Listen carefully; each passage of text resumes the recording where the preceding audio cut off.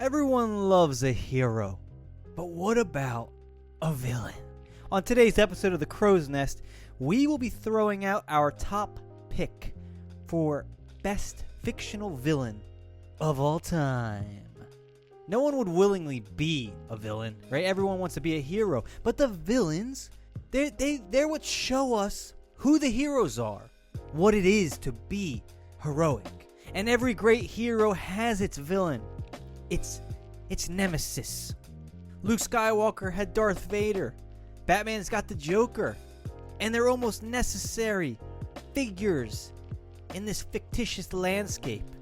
They help us because they lift up the hero. So on today's episode, I have the dynamic duo, Robert Avery, aka Bobby A, and the Haitian Wanderer, Joseph Mark.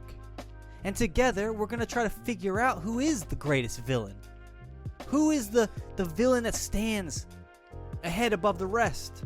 So without further ado, I give you our next conversation. Hope you enjoy. What are we discussing? We're discussing in our minds who is the greatest villain in all of fiction. And that can be TV, Correct. movie, books, whatever you want to come up with. But it has to be fictitious. Could be based on a true story. There could be some basis in reality, but we're looking for the greatest fictitious villain. And I will leave it up to you guys to kind of decide who wants to start with their take on who is the greatest villain of all fiction. All right. I'll start it off because I only have one superhero slash comic one, and I feel like Joe has a bunch of those. But because I have a list, and we're gonna start with maybe the best supervillain of in any written literature, which is the Joker. Uh, so I mean, this goes without saying. All forms of the Joker except Jared Leto's depiction. All right, because that motherfucker pissed me off so much. I don't even want to like honor him by speaking about this any further. So all versions of the Joker except him. So we're talking the comic book original Joker. We're talking even the Cesar Romero one from the 1969 Batman, the live action series, like the Goofy action series. Ooh, you're going way back. Yeah, and then we got the Mark Hamill version in the '90s animated series. Then we have the Heath Ledger one, the Joaquin Phoenix one, the I'm missing one more, Jack Nicholson. How did I miss that one? So like any variation of those Jokers, and even the traditional comic book Joker actually is the best one because he's the zaniest. So the thing about the Joker is he's supposed to be laughing all the time and having a good time and all that, and that's what makes him frightening and scary. That he can blow up a hospital and like laugh and dance in the street about killing sick people and nurses and doctors and things like that. Whereas you had the Heath Ledger one, which most of the younger generation is infatuated with, which is like the brooding, dark Joker, which is he was good at that. I'm not taking it away with him, but the original intent of the joke, his name is Joker, because he started as a stand-up comedian. So that's the reason why I think he's the most frightening is when he's being just completely bonkers, laughing around, dancing, giggling, telling jokes while he's murdering people and hatching schemes and trying to kill Batman and stealing Batman's girlfriend and all that. Which I think Jack Nicholson and had kind of the best depiction of that in film. A little bit with Joaquin Phoenix, but he was also dark and brooding and had disturbing issues inside, which the Joker should have. Don't get me wrong, but they all lack, which the Mark Hamill one has and the Jack Nicholson one has, that level of just out of their mind bonkers. And that's the true nature of the Joker. So I'll start with him. What do you guys think? Go ahead, Joe. I know you have a lot of opinions. You're very much into the comic book world.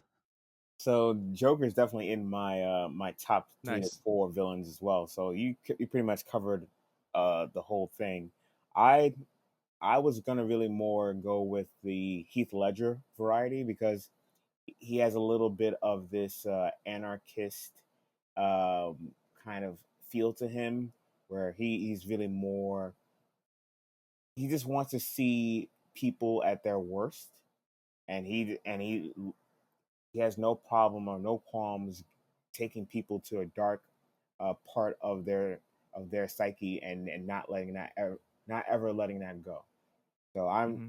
the Joker to me is definitely the top one, and particularly Heath Ledger's Joker. Um, Okay. and then as a whole for the character, it's just 80 years, probably more than that, 80 plus years of work to go on. So there's so many different stories that you can look at that's been told, and it pulls. There's so many different backstories to the Joker, so many different interactions with various characters.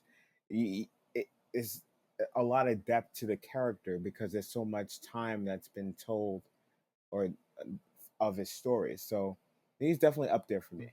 What are the different backstories?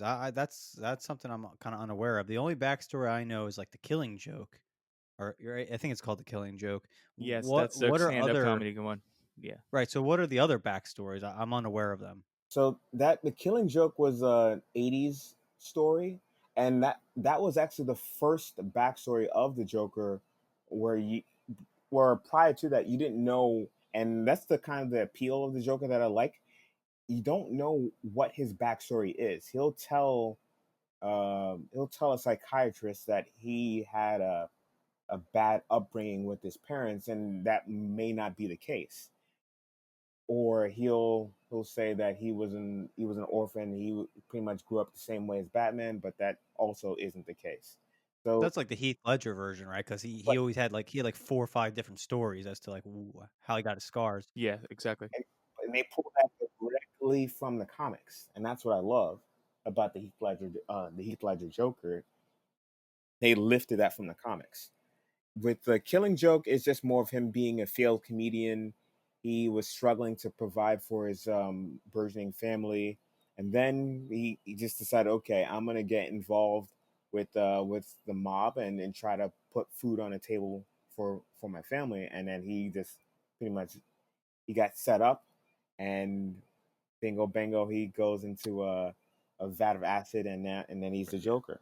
So Joe, not Joe, Rob, why? I got you on the Joker. What? Because you always bring up the Joker. What's like the main thing Mhm. that fascinates you about him so much? Because I know you've mentioned in the past, like his super sanity. I think it was was how you said it. Like, Yes. why him of all villains in all of fiction? There's a little bit of what Joe said. It's like the anarchist in him, the fact that he wants to disrupt the status quo, and his only goal, he gains immense satisfaction by just disrupting the status quo and bringing darkness into people's lives. So that's a fascinating like psychological part. And then also it's this kind of the same reason why I like Batman. It's the second reason is the Joker doesn't have super strength. The Joker can't fly. The Joker can't shoot laser beams out his eyes. He's a man, and it's a man that's creating this havoc, that's driving people insane, that's throwing parties in the streets and gassing people with it. Like it's just like he's just a regular human being. He has no innate superpower. And then the third thing is it's more of like for me humor wise, the Joker has great humor and comedy. It's dark, but he has a lot of good one-liners. He goes on incredible monologues. Specifically in The Killing Joke, the Joker has insane monologues, especially the one where he's uh, in the amusement park. I won't ruin it for anyone, but you should read The Killing Joke.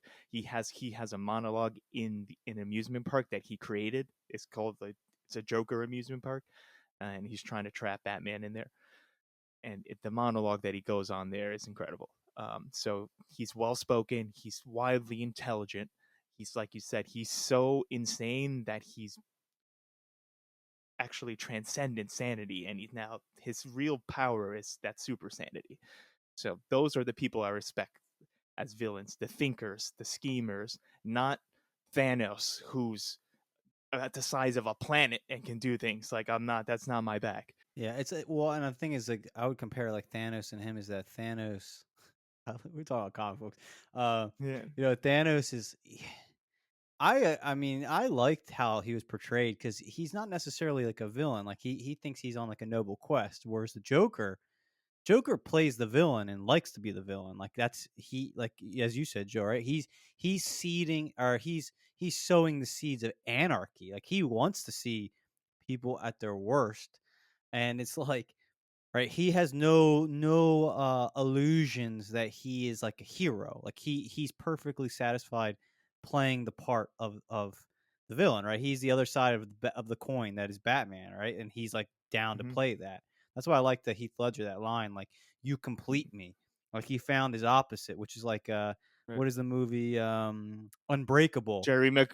Oh All no, right, I'm I thought thinking you were like gonna say Unbreakable, Jerry right? Maguire. Yeah. But like Joe, you probably remember it's like Unbreakable, right? It's like you have Bruce Yeah. Willis and you have Samuel Jackson, and like they're the opposites. And like Samuel Jackson was happy to find his opposite because then it kind of showed him who he was. Like I'm the villain. Yep. I found you. Exactly. Yeah. I Exactly. found you. Found you. Wait, can I interject for a second? Yeah. So the Go for it. quest, I would say, in the Joker's eyes, but yes, you're right. He doesn't have some kind of underlying, I would say, what's the word I'm looking for? Motivation to better something. Right? He's pure destruction. But what he's trying to do is put up a mirror to society and saying, this anarchy and this chaos in the street, that's who you really are. So that's the value of the Joker, to give society a mirror to show them who they really are. Say that one more time. So the Joker's quote unquote noble quest, and it's not noble because it's dark and disturbing, is to hold up a mirror to society to show them exactly who they truly are. Everyone likes to pretend to be nice and kind and happy and good looking and attractive and all this, but Joker's like, no, you're none of that. What you really are is me. And that's his real, like, I would say, existential quest. That's kind of interesting because it's like his face, because right, he has that crazy face. He's like, Exactly. this is actually who you are. Like it's almost like a mirror. You're right. Like it's a mirror, like saying like when you see my madness, that's inside you, but you just don't want to. Yep. You don't want to see that reflection. Yeah, that's pretty. Yeah. Yeah. Joe, what are you thinking over yeah. there? He's definitely a master Yeah. manipulator too. Yep. He finds ways to get people to do his bidding one way or another. So what about you, Joe? Who's your top number one villain of all time? I actually had Heath Ledger's Joker as my number one, but since we covered Come that, on, guys. move There's on so to many other villains. That's good. That's good. I love that. I love that, Joe. I'm gonna move on to Great answer. I'm gonna move on to number 2, which is Anton Chigurh from No Country for Old Men. Woo! Well said. That's a Ooh. good one. All right, go. Javier Bardem. Yeah, well done. All right, go into that. So he's a man of principle, a man of very few words, and he has like a driving force to him. That's the thing I love about that movie.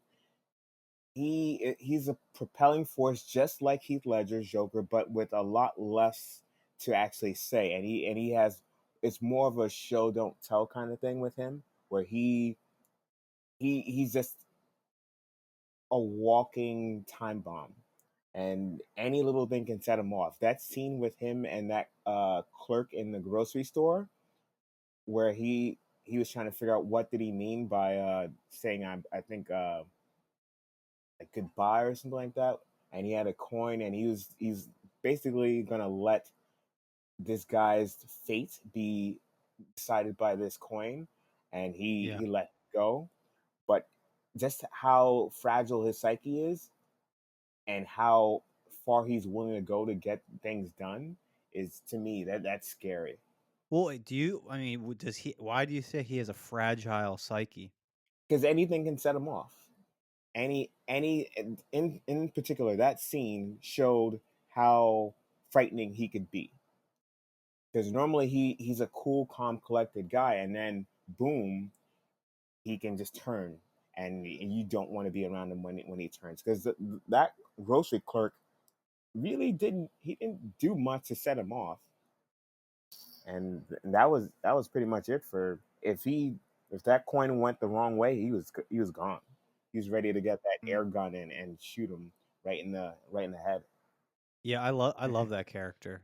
Because I like him because he's not insane. Like there's a method. He has a philosophy. It's just a Yep. philosophy that none of us That's would, correct. Yeah. yeah, would have.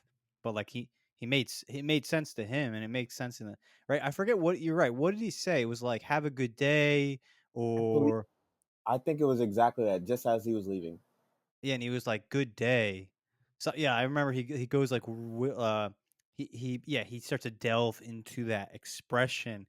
Um, actually putting a lot of stock in what was said in a normally like that's like that's something you say to someone and you just throw it out. It's not even like you thought about it. It's just like a what do they call like social grooming. You just kind of like it's a one liner. Have a good day.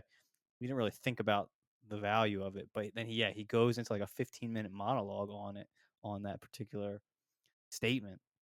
but it also shows you how detached he is from socializing with other people too. Well, would you call him a sociopath? I would, yeah. Right, he had no compunction killing. That's a yeah. I'm trying to think more about that. I haven't seen that film in so long. Um, what else about him stood out to you that make him your number? Well, why is he your number two?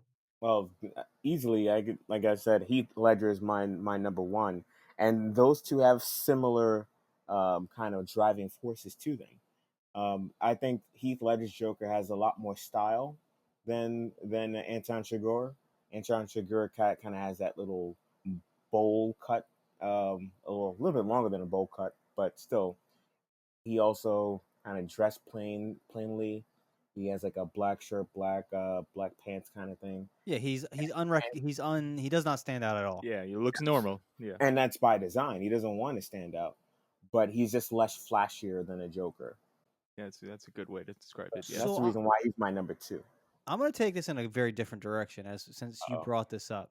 I want to talk about like sociopaths for a little bit because since you guys both pretty much picked two people that are probably could be described as sociopaths. my number three is it could also be put in that range All as right, well. But who's your number three before I say what I'm going to say? Hannibal Lecter. Boom, that was the one I was going to Uh, pick, baby. I, I also have him on And my I have a list specific as Hannibal well. Lecter. I have Mads Mikkelsen, See, that's the the thing. TV show Hannibal Lecter. I literally just Ah. started watching that show this week because it dropped Baby, on Netflix, so and good, brother. oh my god, that He that show is insane. It's awesome. He is the greatest. In my mind, and since you brought up, he was my number one villain, and that's why I kind of want. I said that's we're going a different direction now. We're talking about Go. sociopaths because that's what I like with the character. And I'm glad you even know his name because I always just knew him as Javier Bardem in No Country for Old Men. I never really remembered his name, the character, but right, like he's a predator. He's a predator, right? Like in that moment, in that scene when he's talking to the clerk, that guy has no realization that he is next to like a lion. Like at any Hmm. moment, his life is hanging in the balance by a thread. Because here you have a true predator that has no compunction with just killing you. Like it's not going to be an issue. And again, like that's why I'm glad you brought up Hannibal Lecter because that's why I was going to pick him. Is that one? He gets mad style points, especially the Mads Mikkelsen version of Hannibal Lecter, like Okay. massive style points. He's elegant. He carries himself well. He's intelligent. He's an intellectual. He speaks well. He's just like a mass amount of qualities that most I think people would aspire to attain. But he's also so you have like a great way I've heard it described. It's like you have the outer appearance of a dandy with the heart of like a carnivorous predator on the inside. And like that's like the interesting thing to me. Like with that character that you've described, it's like he is a lion amongst in many cases lambs. Like we're all kind of lambs. Like you walk around, you don't expect to be threatened. You don't see people and expect that like they might have some dark intentions towards you, or you assume that people around you kind of have the same mental state where like life is valuable. I'm not going to like hurt someone even if they kind of like annoyed me. But in those two cases, no, you're dealing with people who are like, no, I have no qualms with taking life. It's not a big deal anymore. Maybe it never was a big deal, and they're like true like lions in our civilization moving around, and like there's a lot of them. It's a scary reality. Like there's a lot of sociopaths out there. There's you live in New York. There's a good chance you've been on subways with people who like might have killed someone. Whether they did it and then went to jail, or like they're like a serial killer, or like it's not out, it's scary to think about. That's why people don't think about it. But it's not outside the realm of reality to, especially if you live in metropolitan cities, that you might have come across or passed, even like unknowingly, someone who has killed people and has no qualms doing it and might get off on it. I don't know. Do with that as you want. I don't know. That's my 2 cents for the moment. And the thing about Yeah, I think this. go for it, go for it. I'm only going to be quick because I like Chris. I haven't seen this movie in a long time, and I've only seen it once. But I remember him, kind of like both of you were saying. Everything was calculated. It wasn't just like off the wall, insane. And he, like you said, he had a code. That's the way I would describe it. He had his own set of morals, and he lived by that code. So that's what struck me with the character. And he also, like you just said, Chris, he just blends in with normal life. You would never know that he is what he is by standing next to him, and that might be the scariest people of them all. But go ahead, Joe. The thing about Shigor is that he's more like a hired assassin, and he's definitely more calculating than most when it comes to trying to um, really be a sociopath, someone who's going to just take out people and have no qualms about it, as opposed to Hannibal Lecter, where he has a compulsion to kill people and eat them. So there's a little bit of a difference there. The, Mm, the I don't know. Keep going. the thing with Hannibal, there's there's two definitive versions, and honestly, if I had not seen this TV series, I would have gone with the Anthony Hopkins version. But seeing this and seeing how conniving Mads Mikkelsen is in this series, it's kind of put me has taken me into a place where I would put Mads Mikkelsen over Anthony Hopkins, which would be crazy for if you ask anyone on the street who would be the best Hannibal Lecter. But I'd like you said, Chris, I would go with Mads Mikkelsen. His He style. Go ahead. no. Finish what you were gonna say. His style, the way he analyzes people, and the way he tries to pit people against each other. It's just, since the series is drawn out longer, you get to see him do it in much more detail as opposed to a 2 hour film, or a sequel of another movie where it's another 2 hours. It's just not enough time to really see him do his thing. Yeah. No, 100%. I mean, when I watched it, I was like, this guy. What's so crazy about him is that he's hard not to like. Like he's likable. Um, and that was like that's the part about it that's so interesting as far as with the Hannibal and the Mads Mikkelsen specific his portrayal. It's funny, after I remember I saw a couple clips of Silence of the Lambs after I had watched the series, and I was like, no man, like Anthony Hopkins doesn't. There's not as much nuance to the character that Mickelson brings, and I don't want to give any of the show away because you just started it, but there's a lot more subtlety to him. He there's a duality. Like he can like people and also kill them. And it's not it's interesting cuz it's like this show when I watched it made me think a lot about people, and it also made me think a lot about like our relationship with animals, because like in that story in the TV show, there's one, because he's also like a philosopher. He says something to the effect of like a person can raise. There are people who raise livestock and have genuine affection for them, knowing full well that their destiny is to be sent to the slaughter. And there's like a duality there. A lot of people find that very difficult to digest. And the thing is that he's talking kind of about himself too, because he likes a lot of the people, a lot of the characters, but he's also very open to, like, he has no, like, if the time comes or if something needs to happen, he's very open to killing them. Like, it's funny for me because watching, because people find that very difficult to understand, but I'm like, that they're human beings are very much not black and white. Like, there's a duality in us where, like, you can love something and destroy it. And that's why his character to me is very, very interesting, because it's like he's just very fascinating, like from a philosophical and a psychological perspective. Like, he- yeah, it's just very, there's so much depth to it and layers, which make it really interesting. That's why I like him as a villain. Like, he's not one dimensional. And some of these villains you see in TV and like movies and stuff, they're like so one dimensional, and they just have no, they're not human. There's just no qualities to them to make them. They're just a killer robot in essence. They have no depth. Whereas that character, there's depth. And even in the No Country for Old Men, there's depth to that character. Like, he has a code. Like with that guy with the coin, he left it to chance. And chance was the deciding factor. And when chance ruled that this man should survive, he said, all right, this guy will survive because fate has ordained it. Right. I'm an agent of death, or I'm an agent of chance, or I'm an agent of faith. That's like in Hannibal Lecter.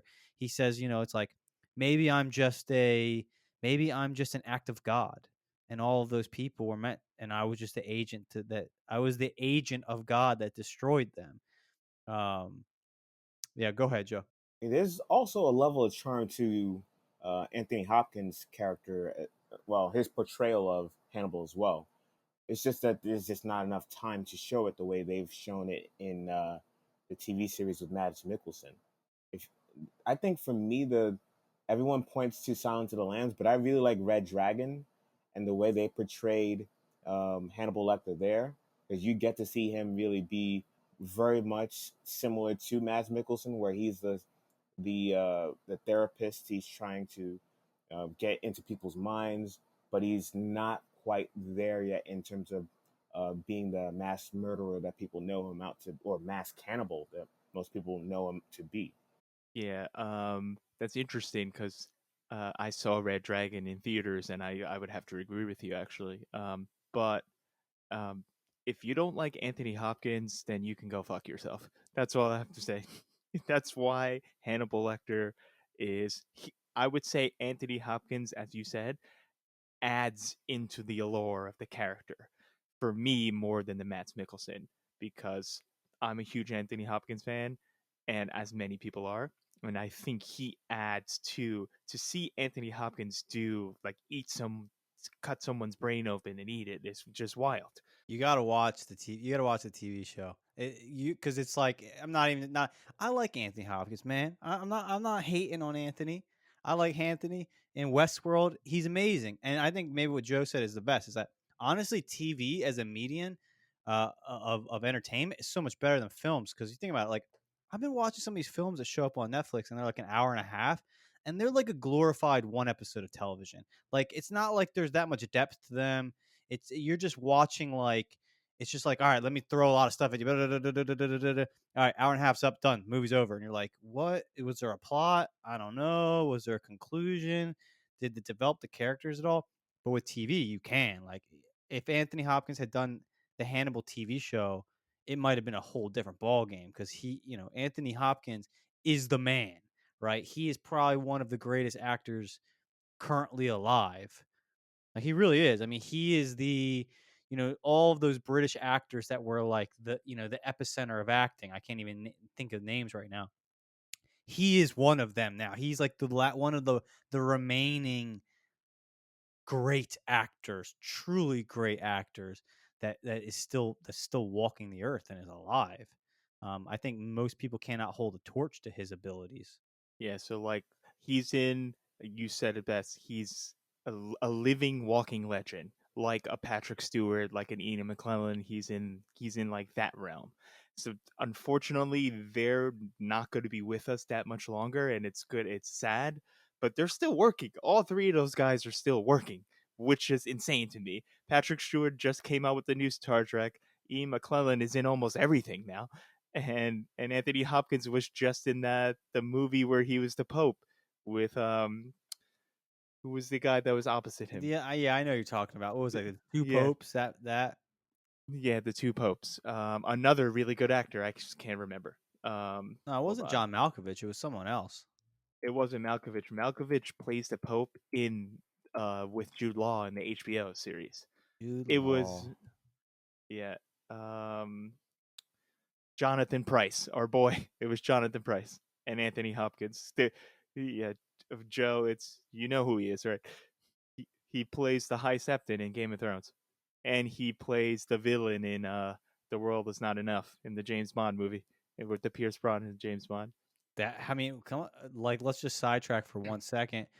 How how much of a premonition was that film if you think about it? Because right, wasn't the villain in that he was some very wealthy guy who owned all the news and kind of controlled media? That's the world Exactly. we're living in right now. That's actually well said. I should go back and watch that movie because it might be eerily similar. That's It Goldeneye. probably not might. It is. What movie was that? Was that Goldeneye or was that Tomorrow Never Dies or something like that? Tomorrow Never. No, that was Tomorrow Never Dies. And GoldenEye had Sean Bean. He was the villain in Yes, GoldenEye. I remember that. All right, so what do you guys think makes a good villain? I would Anyone? say you have to have intelligence. You have to have like dedicated schemes, meaning well designed, well thought out, well planned. Um, you have to have, as kind of like all the villains we're talking about now, you have to have some kind of screw loose in you, but that screw loose also shows the world, it demonstrates to everyone that everyone is not happy and everyone is not content with just living a normal mundane life. There's people out there that legitimately have issues, but some of them, these people with issues, like you said in New York, these some people have issues, but some of these people are highly intelligent too as well. And when you put those two together where you have that dark side with intelligence, those are the best villains for me. Not villains that like just like blows to like the normal action villain. I would say they're just trying to blow up the world and stuff like that. They just don't want anything more than to kill everyone on the planet. It's more thought out, it's more nuanced. Those are the best villains for me. I know for me, charm. Someone who has like charisma is a they kind of suck you into the character, and then you're willing to either want to suspend disbelief in terms of all the crazy things that they do, or go along for the ride in terms of maybe some of the misdeeds that they've done, but they're trying to do. Like sometimes they're like an anti-hero, but sometimes they're just a straight up villain, but you're willing to go along with the ride because you're you're invested, you're rooting for them because they have that charisma to pull you in to like them. Someone like um I know you're probably not gonna agree with me, Rob, but someone like a Loki, someone like a Hans Landa, who's my number four villain Wait, from who's that? he's the villain from Inglorious Bastards. Oh yeah, excellent. Yeah. So there's like Yeah, a level. Christoph Waltz in Inglorious Bastards. Yep. He just has this like kind of thing, this like aura about him that says, okay, I'm a badass leader. You're gonna listen to what I say, or you're gonna die. But he does it in a way that kind of disarms you until until you have the last second to really figure out, okay, I'm gonna follow him or I'm gonna die, and you just have no choice. But he disarms you first before you realize, okay, I'm in a extreme life or death situation. Yeah, But he's like they're like likable villains. yes, charisma is the biggest thing for me. Let me say one more thing to jump off that, Joe, before you hop in, Chris. on top of that, I love villains that have that trait as well, meaning they can make you laugh, but then in the back of their head, that's just even more diabolical to me. They can make you laugh, they can charm you, but then they're gonna kill you right afterwards. That's pretty evil shit right there, actually. Oh yeah, 100%. I mean, that's Hannibal Lecter, and that's like the ideal of, I think, the serial killer that people kind of are afraid of. Is that you could have someone that's highly charismatic, highly likable, persuasive, maybe like handsome or attractive, well put together, and like again, I keep like relating it to like being next to like a dangerous animal. Like that's what I imagine. Like I imagine like if you were to be as a human being next to a lion, that like something in your body is like, ooh, this thing can kill me. It's just a matter of like if it wants to. And like that's what I think with a lot of these villains. It's like that's what they are. These they're like lions in sheep's clothing, and it's like sometimes you see them switch, like sometimes you get a glimpse of what's inside. And I think for a lot of people, like that's when they talk about serial killers. Like that's the most terrifying aspect. It's like A, they'll kill you, that's one thing, but B, that the change and how like a lot of these villains, they like in society, right? You go about and there's certain unwritten rules. Like you don't like when I'm walk for example, like I'll go for a walk, and I'll go for a walk in like an area that's somewhat remote. And like I've thought about it many times. It's like you do it and you feel fine because you assume that most people were not going to take advantage of that situation. But these characters, especially like a Hannibal Lecter, for example, like that's why they're dangerous, is because they're like a sleeper. You don't expect them. Your guard is not up. You're not prepared for the attack, and they lull you into security, and then the lion appears, and you can't protect yourself, because it's hard to protect yourself when you're not prepared for danger. And these characters, well, the Joker's a little bit different, but even the Joker probably can kind of lull you into a state of, oh, maybe he's maybe he's a clown, maybe there's not danger, and it kind of like you turn that part of your brain off, especially with the Hannibal Lecter. You don't see him until he wants you to see him, and when you do see him, it's too late. There's nothing you can do. So those are the characters that terrify the hell out of me, because they're scary as shit, man. Like a lion that you don't know is a lion is fucking dangerous. Okay, let's move on to another type of villain. Let's move into the horror movie genre. I'm gonna throw out the horror movie villain that scared me the most, Oh my goodness. because this is close to my heart, and he ravaged me as a child. Not literally, like in Raven or anything. Scared the shit out of me. Freddy Krueger. And the reason Freddy Krueger is not because what he looked like or his backstory or any of that, which some of it is scary, but the reason I was so scared of Freddy Krueger is because you literally can't fall asleep, and then he's going to kill you. So as a child, I was terrified to fall asleep. And this man affected me so much. Just the thought that as a human being, cannot close your eyes and pass out, or else you're going to die. So, in terms of horror movie, guys, do you guys have any favorites, or we can move on No, to no. another one? Horror is Yeah. I'm down. I hate horror films Yeah. because they scare me so much. Yeah, I I do feel the not same way. watch them at all.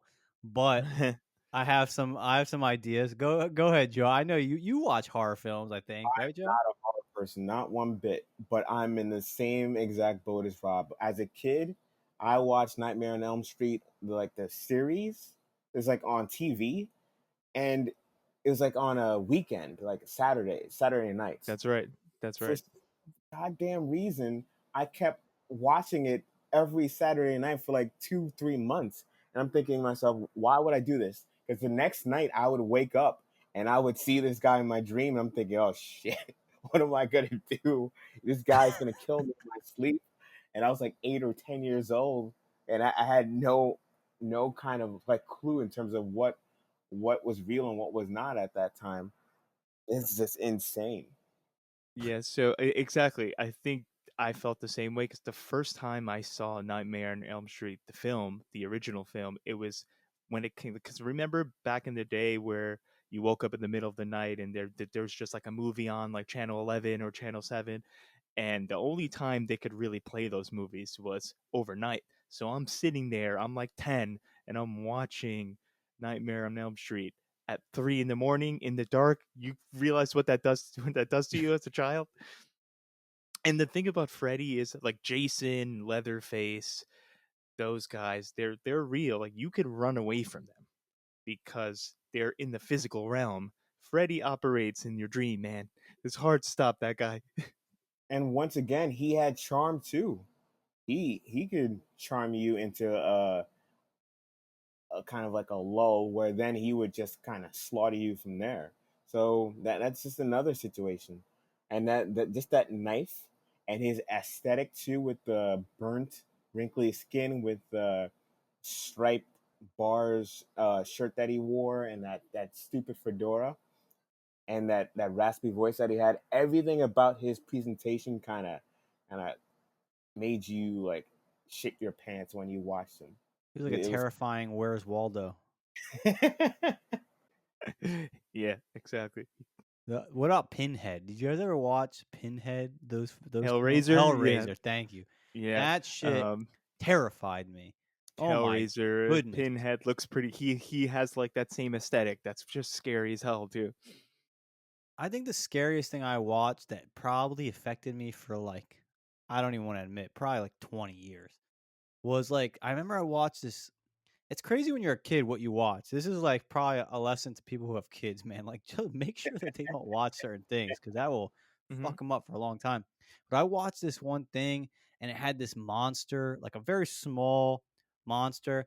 And like when you would sleep, it would crawl up on your bed and it would like inhale your breath, which was like inhaling your life. So you'd breathe with your mouth open and it would just like get in front of you and kind of like suck out your soul in over a period of Oh, time. But it was small, like a little troll, and then it would run away and hide.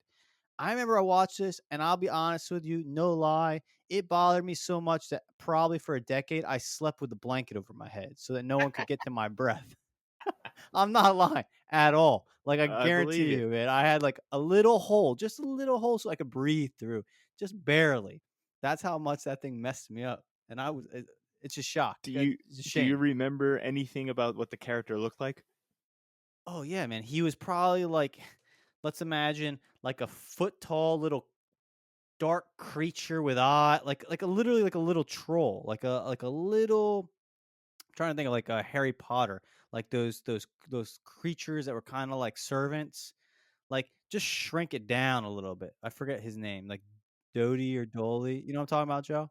no, but I know you're not talking about this movie, but for some reason you're reminding me of Little Monsters, which is a completely different spectrum of. That was a comedy. I know.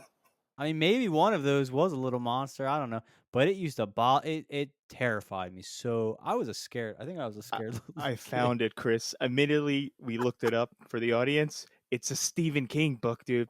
That's why it's scary. Yeah, It's called The Cat's Eye. I It's gotta look. called The Cat's Eye. I Look it gotta up, look. The Cat's Eye film, and it's a story by Oh Stephen King. man, I gotta find this. Yeah, no, it tormented me. Same with it, man. It bothered me. Yeah, that's right on. That's a pretty scary creature. I don't even think oh my goodness, he's wearing like a crazy jester's hat as well. That's right. He has a knife. And you see that picture, there's one with like a little girl and he's like sucking the life out of her.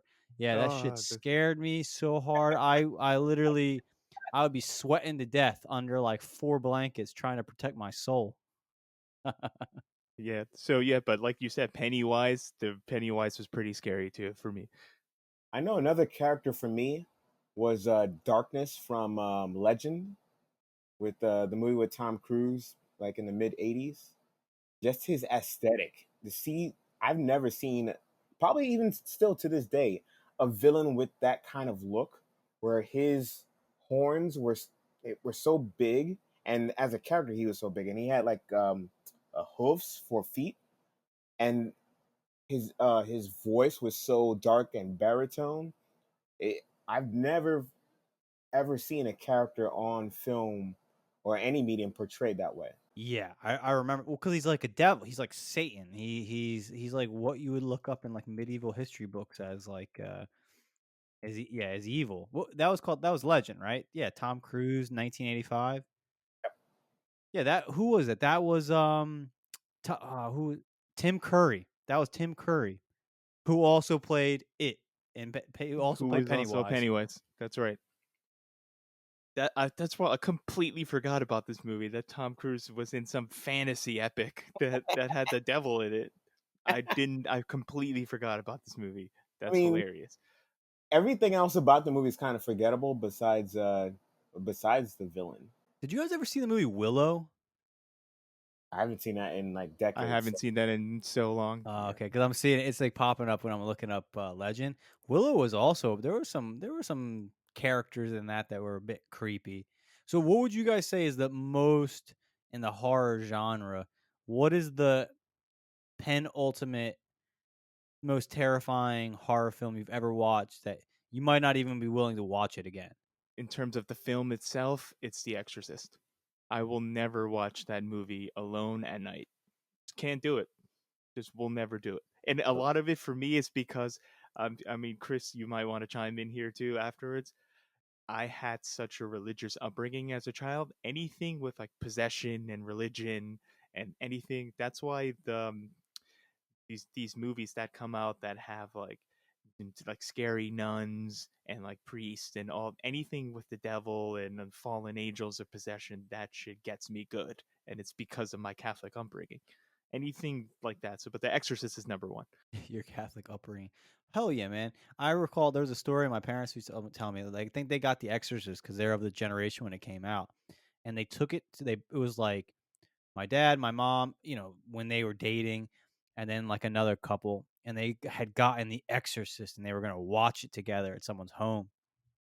And I think the story goes they watched like 20 minutes of it. I don't even think they finished the film.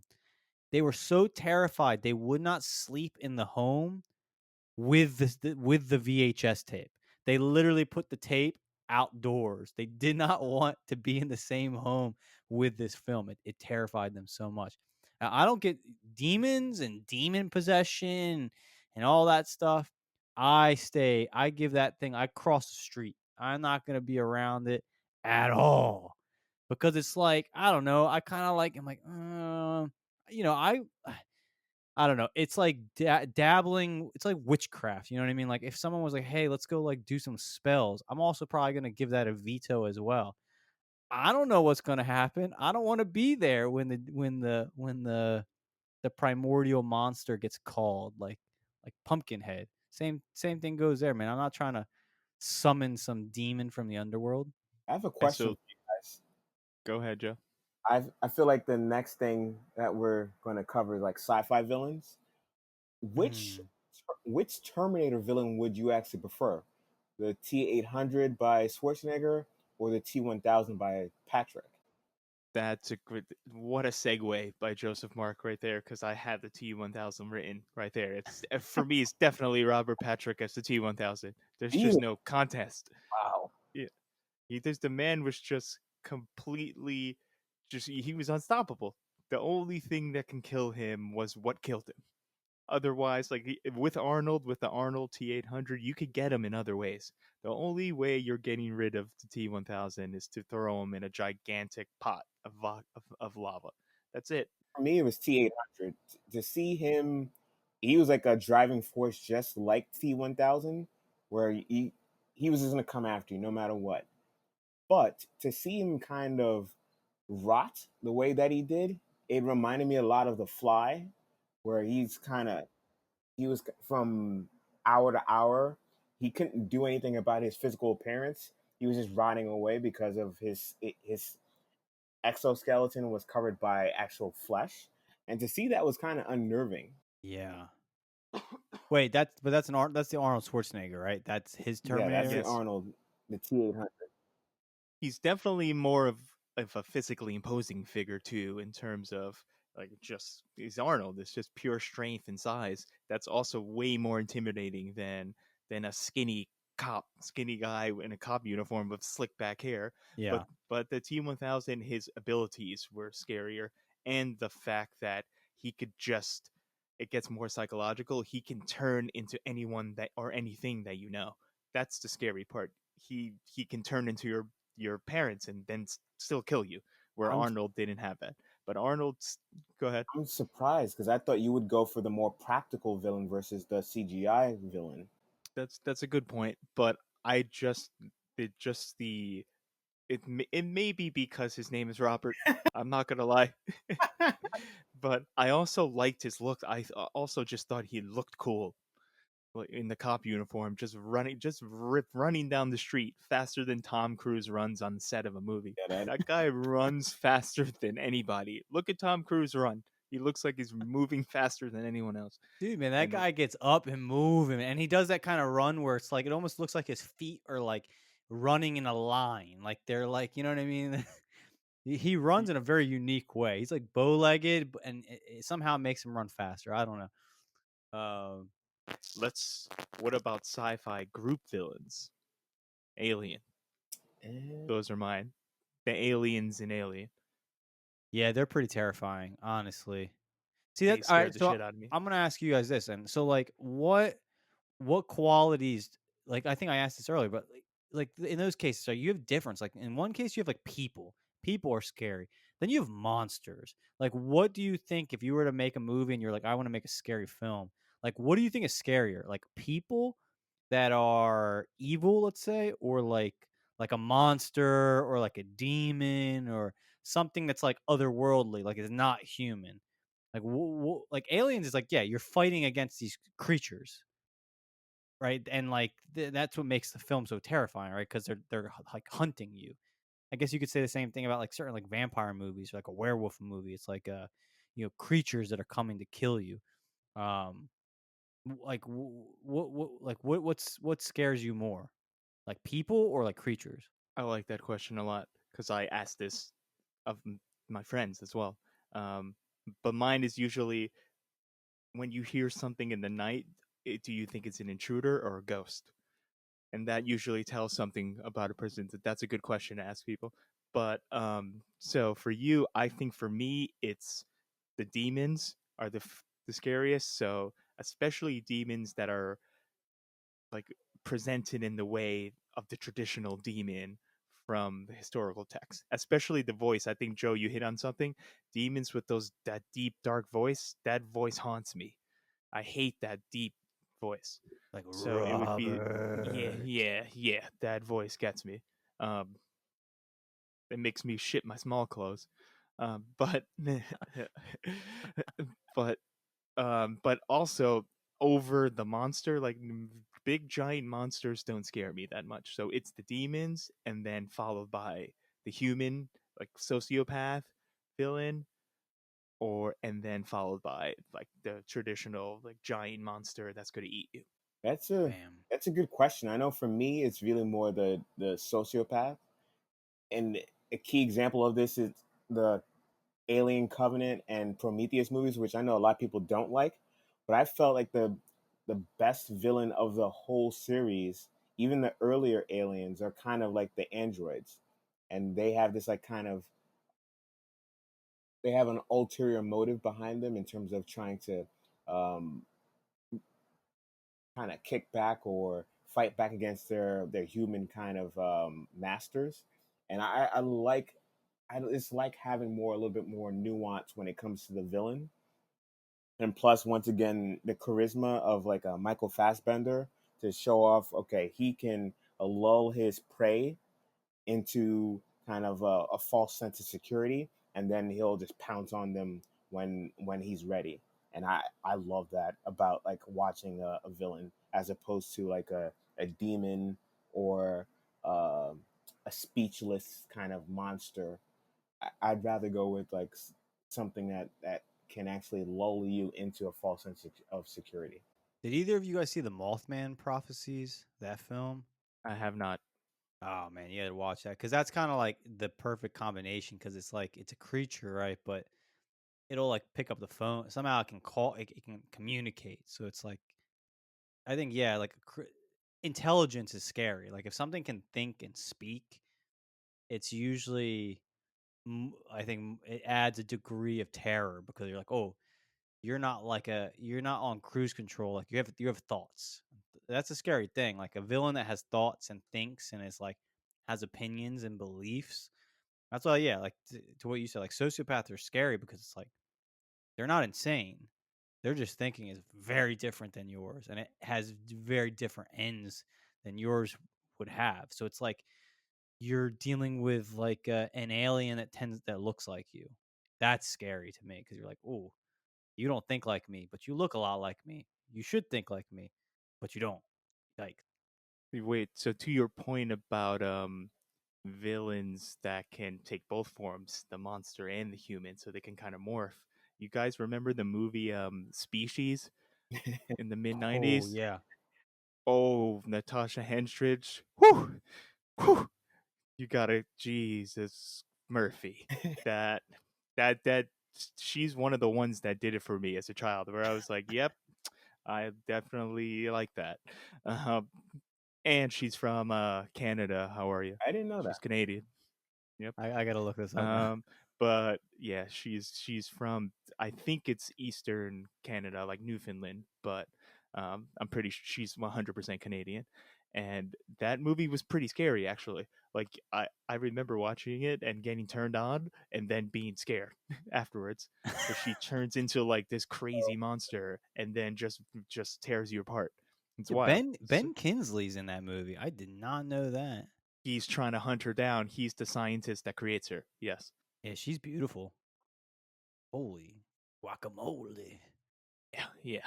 But that's, so she's one of those, the dual like monster human ones too.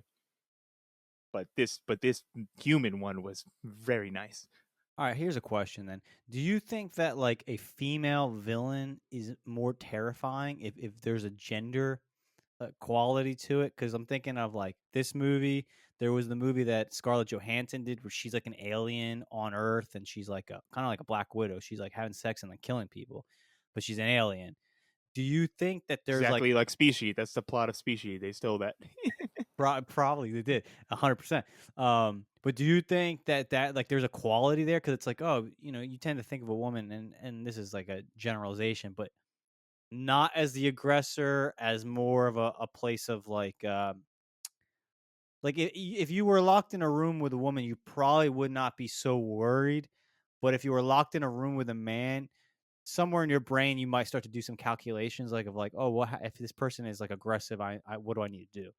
So, do you think like a female villain adds like an extra element to the scare factor?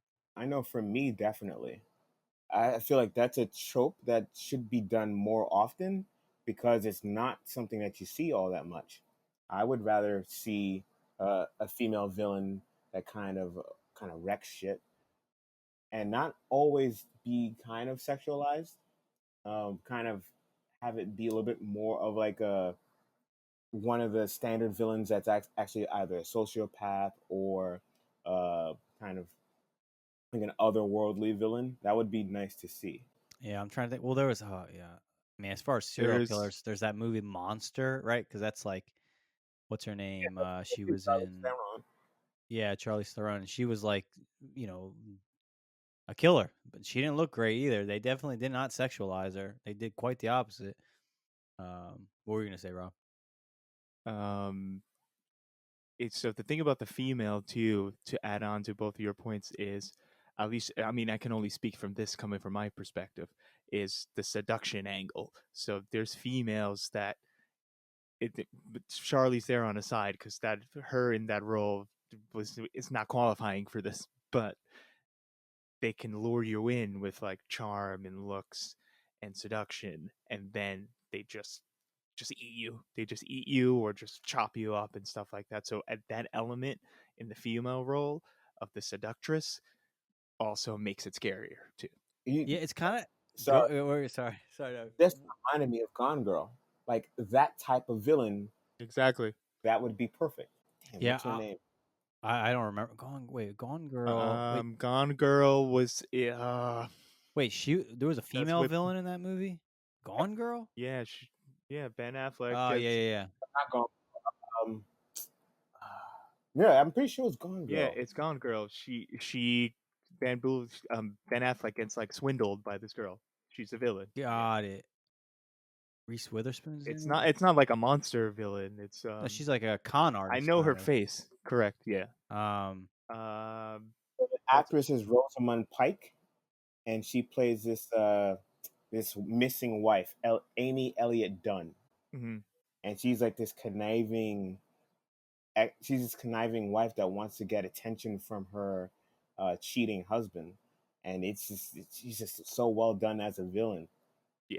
yikes. She's a master manipulator too. Yeah, but she uses her sexuality in seduction, which is on point to this. It's kind of an interesting thing. Is like I was thinking about like with dating, because you'll hear certain like there's a degree of risk you take when you're meeting a stranger, and like you're meeting a stranger, and it's funny because it's like I think women are like I think women go in with a degree of like, all right, this is I gotta somewhat be on the lookout. Men don't, and I actually think that like men are probably at a greater disadvantage because you don't think about it. Like if a beautiful woman gave you attention and like kind of was playing a game with you and was to invite you back to their home, how many men are going to start to and like be like, is this a good idea? Is this like start to like protect themselves? Like where are we going? Like, etc. But it's very funny. Like men are very vulnerable. I think in that case, like if a beautiful woman wanted to take you out and had the means and the ability, like most men are going down. They're gonna get killed. They're gonna be destroyed because they just don't think. Whereas women are more, I think, a lot more careful, probably because they have to be.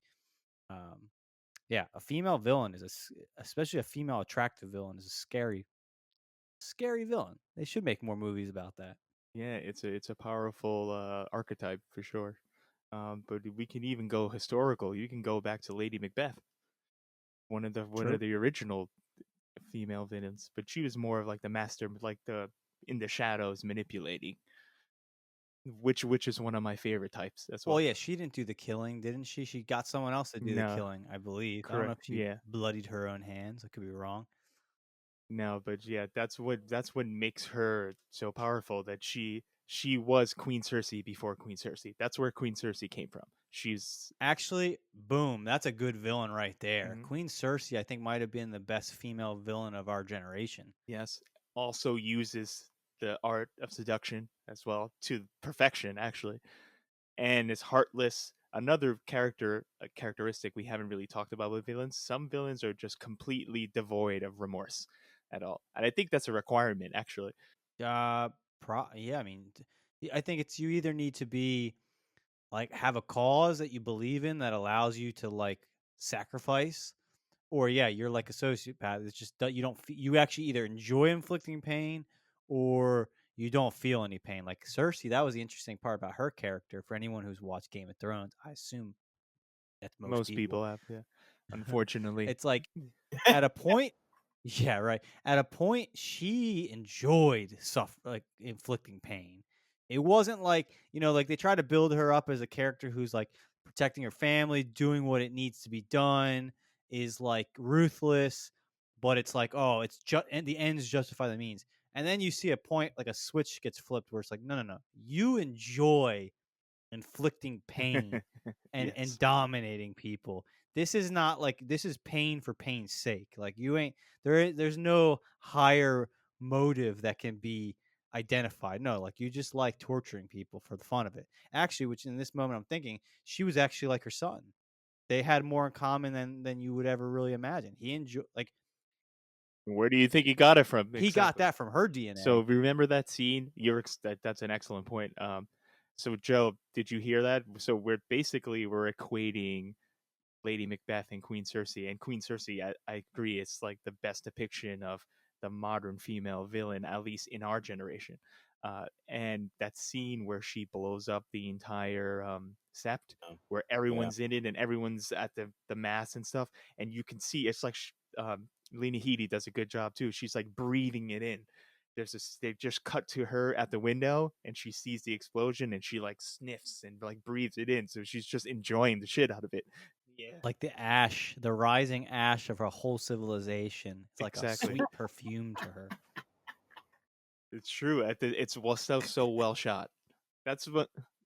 Rapping poetry right now. Yeah, that's when that show is good. Let's move on before I go on a rant.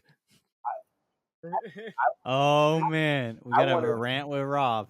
It's coming Mhm. at some point. to go on a little detour, but still with Game of Thrones. I kind of feel like I personally like Tywin Lannister a little bit Love more. Tywin. I love how he was just as conniving, but he was more Right. even keeled Controlled. with Exactly. his Yeah. personality. I would not say he was a villain though. I would not put him in the same category as you might put his daughter. I I would would. because I definitely would. he had the Oberyn's sister and their children killed. That was Tywin that ordered it. He's not. I would. Go ahead. Go ahead. No, no. You can finish what you were gonna say. I'll put my 2 cents in later. And he had the city, the entire city of King's Landing sacked. That's a move by. But I know what Chris is going to say. That was a war tactic. So, which it was. They needed to win the war, which is true. It was. It was strategy. It was strategy. It wasn't. He wasn't being a villain. Yeah, I mean, I would say like my my reasoning. Yeah, it's 100%. It's not 100%. I always say that, but no, he did everything. I think it was like ends justify the means for him. There was a means, like it was Fair. like Fair. I protect the family, the supremacy of the family, etc. Whereas, like I don't, like, and he did things like horrible things, right? Like in that case with the rape, he let the mountain rape, and Yeah. kill Yes. the mother and the killed children. I think it's like he was just like these things don't. Fire truck just went by. They just didn't. They're not factors that computed. They didn't have value. But it wasn't like he got off on he didn't get pleasure. And I don't think in that happening, It, like the sack of King's Landing, and it wasn't like it was just like we want to win. This is what you do to win. But his daughter enjoyed. He got pleasure, became aroused. I think there's even a scene where you kind of see that in the suffering that she dished out to certain people.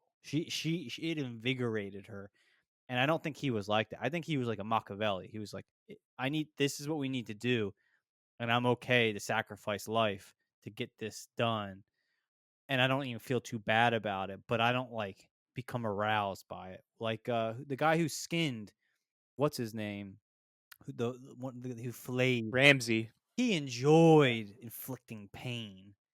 He was a sadist. He got off on it. That's a whole different ballgame. Yeah, that's fair. That's a fair point.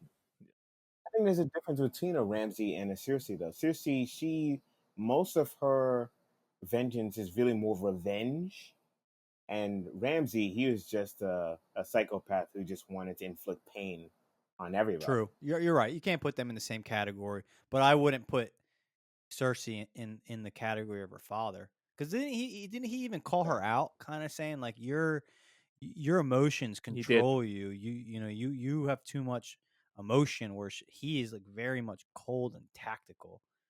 And I love his introduction too. The seeing him in the tent talking to Jamie.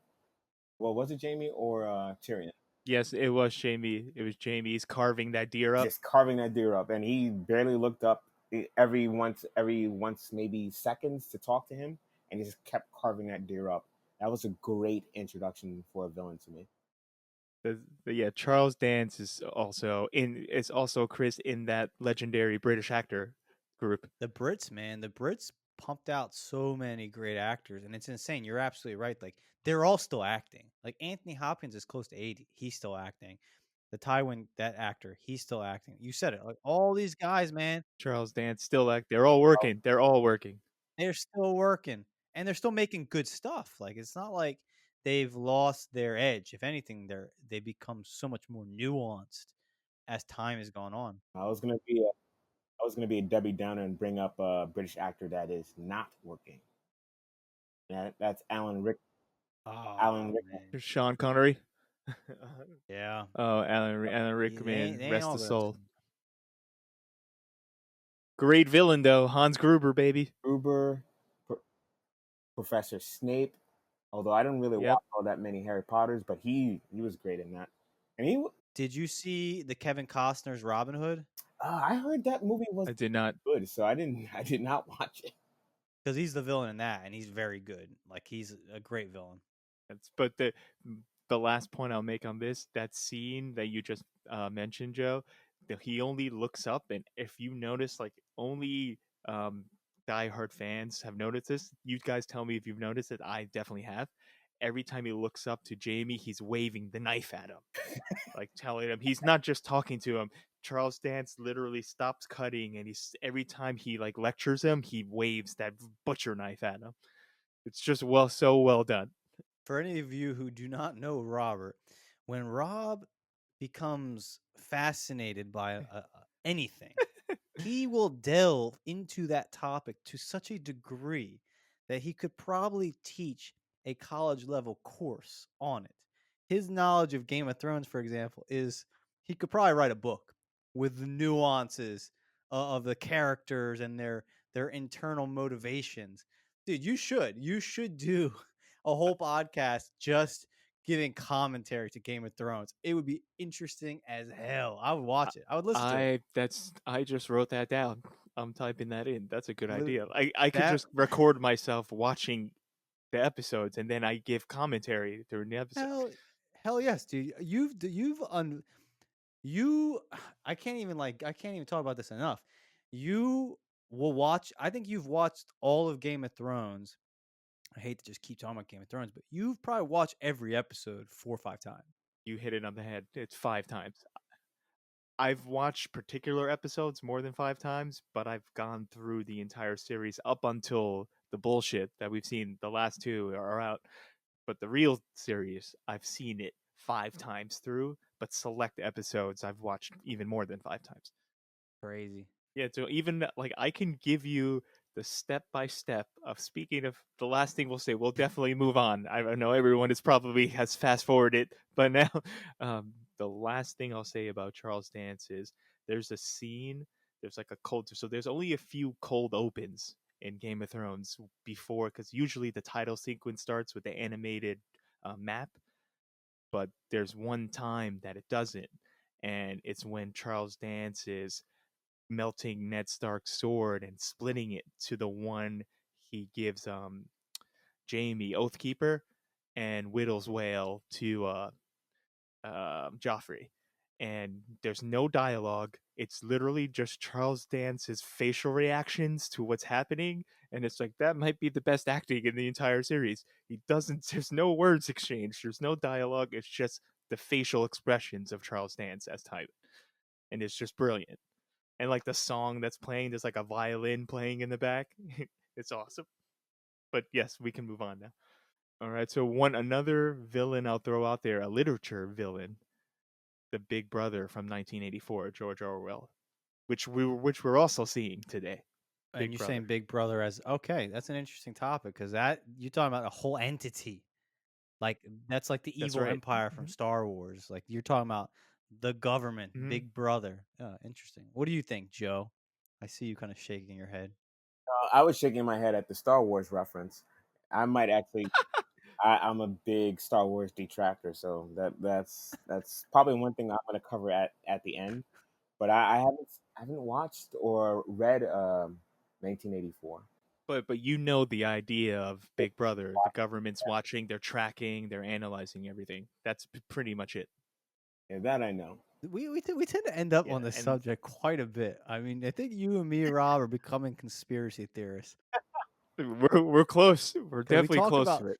Big Brother a lot. It definitely somehow ends up in a lot of our conversations. Yeah, so at the risk of sounding like a complete lunatic, I think I'm still self-aware enough to know that I haven't gone off the reservation yet. But you're right, Chris, we're dangerously close. We might be too close. We might be too close. You're towing the Yeah. line. We're towing the Yeah, line. but No, I think the Big Brother is a great villain in pretty much anything because you see it in a lot of different, especially a lot of books. But the Big Brother, I think, like I'm gonna say, the Big Brother is also like the Empire and Empire Strike in Star Wars. what's scary about the Empire usually is that you have people. It's I'm trying to think how to describe it. It's scary when people do bad things but believe they're doing good things, and I think that's like usually the Big Brother. It's like you have an entity that is not knowingly doing, like, they're not the Joker. They're not like a villain and know they're a villain. They think they're doing the right thing. It's like any movie you watch where it's like, I don't know, like the church versus like witches, and it's like you got all these people thinking they're doing the right thing and they're really not, and it's terrifying because it's like you're becoming consumed and possessed by like an ideology that has like negative consequences, but you think you're in the right. You think you're on the side of the angels, and like that's why Big Brother like is usually a scary entity because the enforcers, the agents of Big Brother, they don't think they're bad guys, bad girls. They think they're the hero of the story, and that's a scary thing. Joe, what were you gonna say? I was just gonna say I'm not really a fan of the Empire in any of those movies. It's just that they, Why? because they come up with the same plot over and over again. They want to build some Death Destroyer to blow up a planet, and then True. the rebels come in, they blow up that star. The next movie, they're in the process of building another star to do the same thing all over again. It's just I understand why that series or franchise is in this lexicon of pop culture, but it's so overdone and it's kind of cheesy to me. Actually, not kind of. It's very cheesy to me. The kind of characters they put in there, the storylines that they have, it's just it doesn't appeal to me. Yeah, I can agree with that. I mean, it's like, come on with a new plan. It didn't work once. It didn't work twice. Come on, guys. You got to have some brains in there. I don't know. Unleash a virus. I don't know something. I Yeah, feel like they've done that at least 4 times in the 9 movies that they've done, at least. yeah. Yeah, I mean, we could talk about Star Wars forever. I'm not a huge fan. What were you gonna say, Rob? Not a big Star Wars guy either. Star Trek is much better, and has better villains, way better villains. The Borg is one of the best sci-fi villains ever, and it's more like what we're saying. It's more the entity. They're like a collective mind body, and so they have many identical looking droids, but it's one hub mind that controls them. That's them. They're Yeah, pretty creepy. Yeah, Borg is a scary because the Borg you lose your identity, right? So as you become part of the collective, which that's I right. wonder. Go. I was just say this one second. Do you think that like the people who wrote Star Trek and they created the Borg, like were trying to say something about like collectivism and like socialism or communism? Really, in this case, it'd be communism. Like, do you think that was like intentionally they created a character to like kind of comment on that, or do you think it just maybe was unconsciously done? I would personally say there's an element to it, but I wouldn't say they were targeting communism specifically, just any kind of, like you said, a collective. You're not thinking for yourself, and you can apply it to like even like capitalism and other forms of like the systems of government and stuff like that. Basically, anyone that just follows like a sheep is what the Borg is commenting on. It varies. I'm not much of a Trekkie as Rob is. I really more watch the J.J. Abrams version, but from what I know of Gene Roddenberry, he definitely would have kind of pointed like a little attention to that collectivism and not thinking for yourself. I think that's something that he would have shown a light on. Yeah, definitely. Gene Roddenberry is, I think, I mean, another topic we get into is like talking about people that special people on this earth that are enlightened. They're tapped. Gene Roddenberry was tapped for sure. Like, think about how this entire universe that he created just in his own mind. It's so vast. It's just very fascinating, actually. Well, and that's what's interesting. It's like you go the Star Wars because you have two camps like Star Wars and Star Trek. I think you're right though. Like Star Wars, it's like someone came up with a good idea and then just stopped thinking about it. You know what I mean? Like that's what I kind of feel like. Like George Lucas, he was like, oh, okay, well, like this is happening, but like he didn't think anymore. He didn't invest in it anymore. I think like the fan fiction of Star Wars is probably much better than those I would films agree. from what I hear.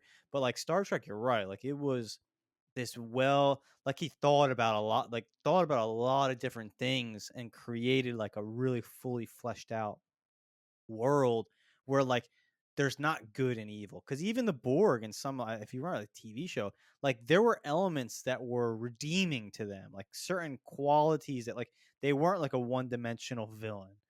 You know what I mean? Like I think there was even that one episode where they like get like a find like a fallen Borg and like detach Yes. his from the collective, right? And then at Hmm. the end I believe he wants to go back, so it was kind of like they showed, like they just made it was like more nuanced, which was like much. At the end of the day, I think a lot of the villains we mentioned, the ones that were the most interesting, are the ones that are the most nuanced. Yeah, They're not that's boogeymen. no, that's true. That's a good point. In the end, that episode, he's helping them like repair the ship and stuff, and he's actively wants to learn about the humans. So they have. I think that was a little Westworldian in the fact that he was becoming detached and sentient on his own, just like the androids in Westworld. It's kind of that same theme right there. So we talked about fiction. Let's finish it off with real life. Is there a villain in history that you Wow, hold up as the greatest villain of all time? And I mean, history. That's there's a lot of history, so a lot of villains out there you could pick from, modern day or the past. Who would you throw out as a historically the worst villain? that's a very very hard question to answer. Um, I don't know. I need some time if anyone wants to take this. Yeah, I agree. I agree Joe? with Rob. That's a very hard question It to is. answer. Oh, of course it is. There's so many. I'll give you names. Yeah, like Like name one or two. or to me, Ted Bundy is one of the scariest people that's ever walked at the earth, at least in America. Um, because he was like what you were saying before. He was charismatic, good looking, intelligent, and he ended up being a serial killer and sociopath. But in terms of just like military leaders and stuff, obviously you have um, Hitler and Stalin and those guys. But I like those guys don't strike. I guess they were evil in a sense that they killed a lot of people, but in terms of like a lore, a fear, and things like this, maybe it's because I didn't live through those times, but I would fear like the serial killer archetype over like the tyrant, the totalitarian military leader archetype. Oh Even yeah. though the latter is clearly worse, they're clearly worse on a grander scale. Yeah, they have a greater body count, but I think if you were to, I mean, who would what I know, but like, I think if you were in a room with Stalin and you were in a room with Ted Bundy, you probably would be more. I think if the switch got turned off and you saw Ted Bundy, the real Ted Bundy, I think you'd be much more frightened by him than you would of like That's a a good point. Stalin or a Hitler. I don't know, because it just seemed like they had friends, they had people. I think their thinking was more aligned with how we think as human beings, like the majority, than Ted Bundy's was. Ted Bundy is like it's an alien in human skin. Like he does not think the way most human beings think. That's scary. Like it's literally being confronted by an alien. You just don't understand their motivations. Their motivations are just they're just different. Like yeah, you can't digest, or I mean that's why like psychologists find them so interesting, because it's like literally uncharted territory. You're trying to understand the motivations of like a different species. Yeah, that's true. So, did you have someone in mind when you proposed that question? I see. No, I just it just came to me like because we talk about all these fictional characters, and right, all fiction is just a representation of reality. Um, I don't know. Like it's tough. It's actually tough to find. Like, there's lots of villains, but like a lot of the people that get labeled as villains, I don't think they're like they're hard. Like they're not really. They're villains in one case because let's say they killed a lot of people. Like Genghis Khan, you could call him a villain, killed many people, perhaps millions of people. But is he a true villain? Like his motivations, I don't think were destruction. Like I put it this way: is that for in those people's minds, there was a good side and a bad side, and they thought they were on the good side. So if you're on the good side, then all of your opponents are the enemy. So you feel justified in destroying them. But I Right. think like there's one villain that's coming to my mind now was this female. Oh, that's a perfect one. So there's one villain I think of like medieval times, and she was of royal birth, and I forget where she was, but she was like a serial killer. Like she bathed in the blood of like young virgins and believed it like somehow would make her young. And Jesus. like she Wow. might have killed thousands of people. And like that to me would be like a true villain because like she's evil. Like she is reveling in destruction, like you'd say like a Hannibal um or like the Joker, like destruction for destruction's sake. There's not like a higher minded, if not misguided, justification for the actions. It's like, no, no, no. Like, I'm going to kill these people so I can, like, I enjoy it. And maybe, like, if I bathe in their blood, it'll keep me young forever. You know what I mean? That's just like sheer evil.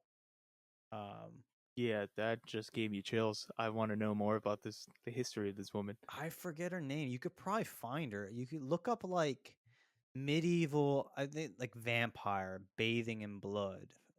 We're definitely going down the horror genre element.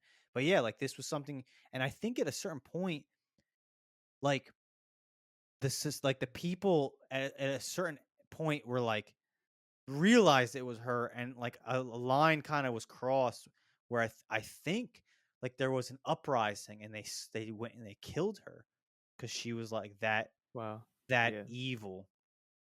I found her. She was a Hungarian noblewoman. Her name was Countess Bathory, and she killed 650 servant girls. She tortured them. She had a fucking torture basement. I'm looking at it right now. She had a basement with all these like just torturing tools, and then she would kill them and bathe in their blood.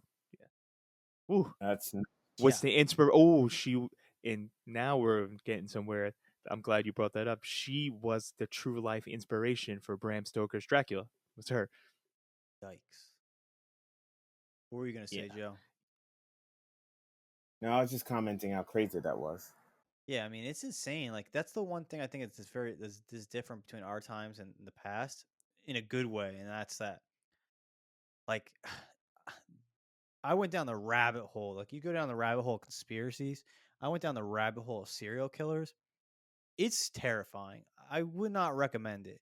Like just how many serial killers have been found over the years, and that's like ones that have been found. It's just it's scary because like we live in a world where like you just don't know people, man, and you don't know what's going on in their homes behind closed doors. Maybe some fucking dark shit. But even in later times, like in that case, the one I just gave you, it's like there was no check because you were a noble person, you had power, and like what were the parents and the families of these servant girls going to do against this person who had lived in a castle and had an army? Like nothing.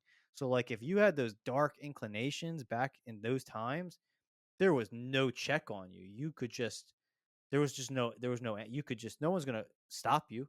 No one's going to keep track of the bodies. That's insane. One person torturing 600 people and killing them like for fun? That's just the darkest, I hope there's a hell because like someone like that shouldn't just be able to die To and just be float done. around in the universe. Yeah, I agree. Um, yeah, I mean, I forgot what I was going to say. Actually, damn it. But you're like, I'm going to try to do it on the fly. I think the just I would be fascinated to understand just her mental makeup because, like you said, she had everything. She didn't have a struggle in her life. She was a noble woman. So if this was a sport to her, that's what I was going to say. She was doing this for sport. She was like hunting. It's that's so creepy. Yeah, I mean that's like yeah, they're again, I just don't think you can understand their brain. Whether it's a genetic thing, they were just born a certain way, or something happened that just switched that flipped the switch. I don't think that you can they're not human. They're human biologically speaking, but they're not human. They're literally like an animal born in a human body. They're just not. Like I would imagine if you can do that, you don't look at people the same. Like they're just not people anymore. They're like, oh, like it's like going hunting, like, as you said. They're like deer. They just were like, oh yeah, like I'm. This is fun to me. I enjoy this, and you have no value, so I'll do with you as I please. That's some scary shit. Joe, you got one? No, I can't think of one. For me, fictional characters, whether it's a villain or a protagonist, kind of has more of a hyper stylized version of what humanity is, and just to sit down and kind of analyze um, like a villain from that's nonfiction, it's very hard for me to look at. Joe, do you? I'm surprised you never got into psychology as a field because I feel like you both of you actually you take a lot of energy like delving into like motivations. I feel like you would. That's why I know you like Hannibal, that the TV show, because it's like so psychological, it's so cerebral.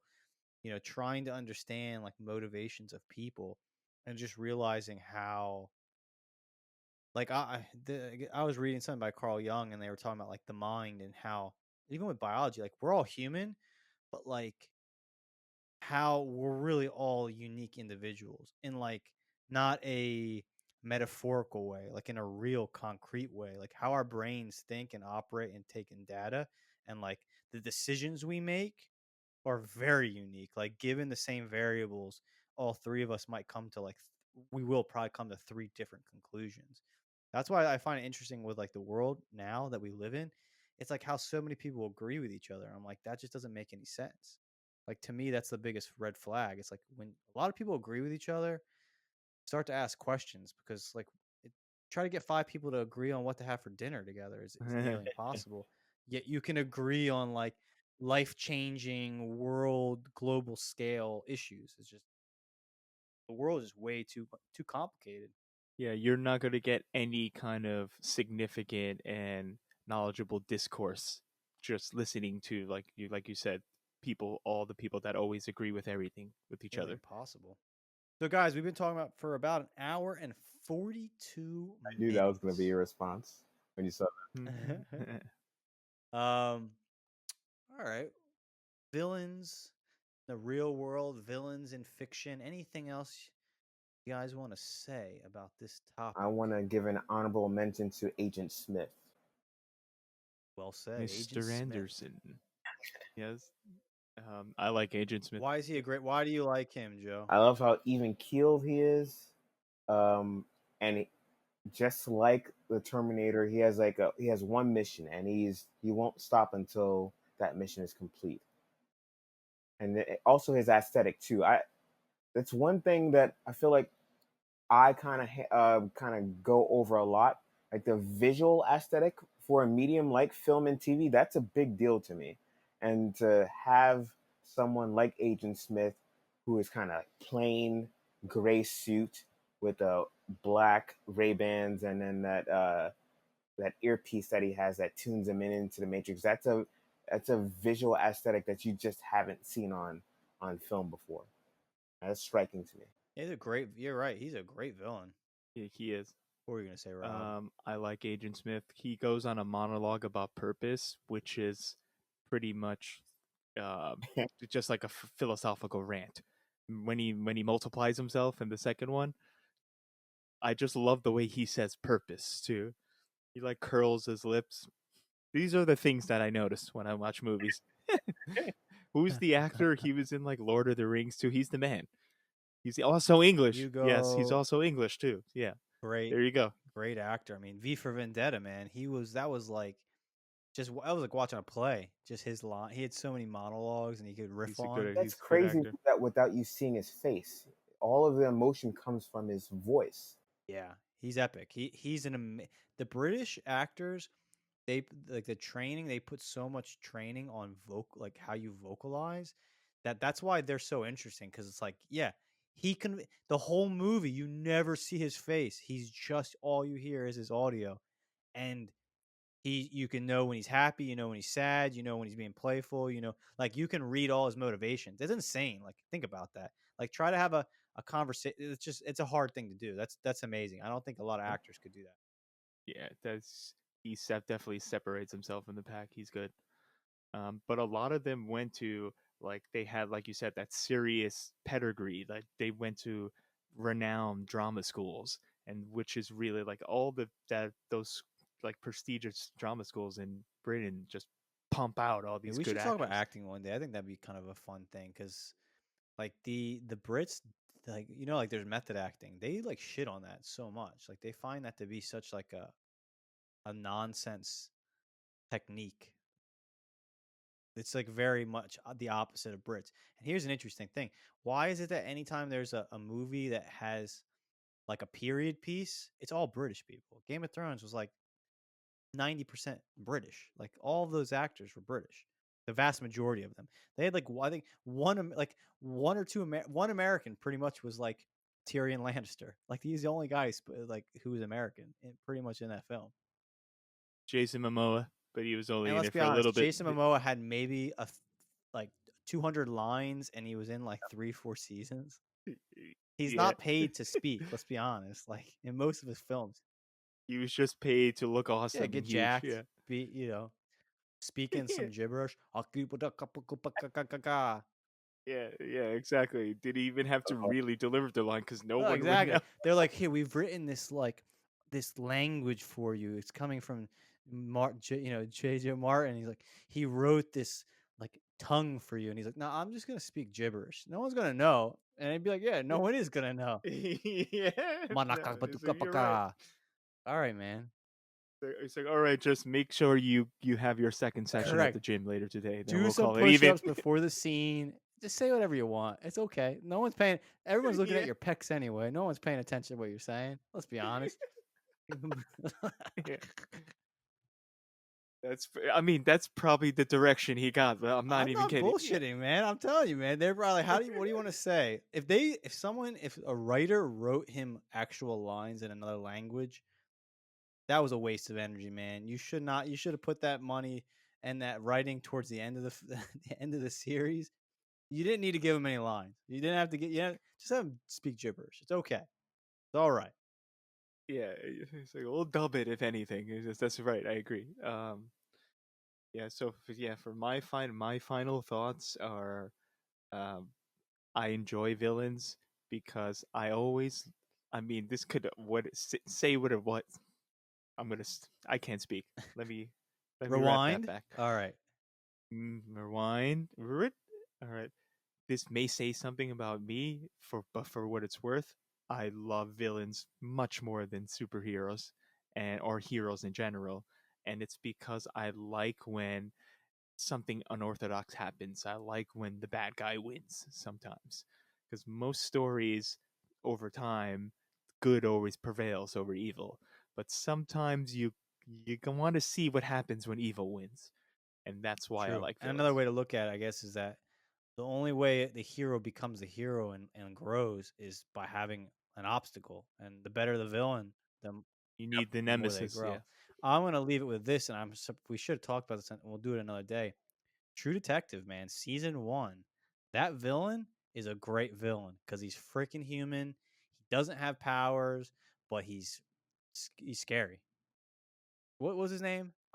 Yeah, the Yellow Yellow King. King. The We're gonna do Yellow a True King. Detective season 1 episode because I know we can talk about that for a long time because That's gonna be a 3-hour episode. that You're is gonna a have to cut the deep, shit out of that one. deep subject.